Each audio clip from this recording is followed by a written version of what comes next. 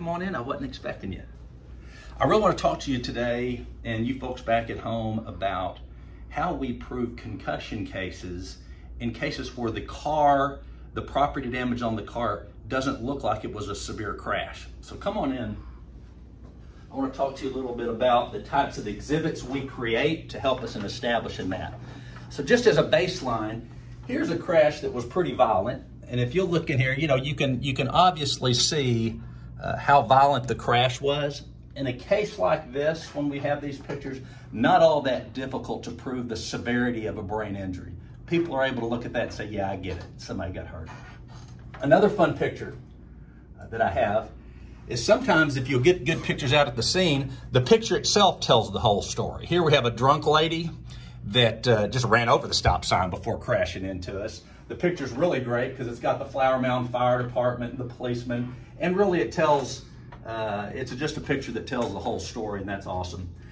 But difficult cases are like this. Difficult cases are like this vehicle over here. And in this case, what you can see is, you can tell there's been a little bit of a crash here. Difficult to know how violent the crash was. And this is a perfect example of car damage that an insurance company, an evil insurance company, is going to take that and say, you know what, you really didn't suffer a concussion. It's not bad enough to suffer a concussion. It's just not enough property damage. And so what we like to do is take that and do an accident reconstruction and get an animation that can show you, even though the property damage doesn't look bad, the crash in and of itself was. And so let me show you what we're working on. I'll put that over there.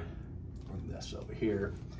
And so let's watch this animation that we put together to show how, even though there's not a lot of property damage, you can have a very serious car crash.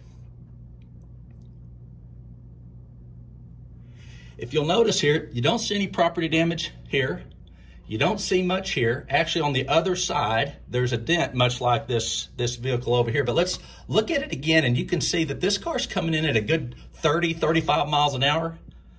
Our client suffered a concussion because she hit the windshield, and that type of animation is the type of evidence that we can put together to show that even with low property damage, you can be in a car crash that can cause a concussion. It could be a serious concussion and suffer injuries for a long time into the future. So that's what we're doing here today for the Bonneau Law Firm. I'm Bonneau. Thank you for listening.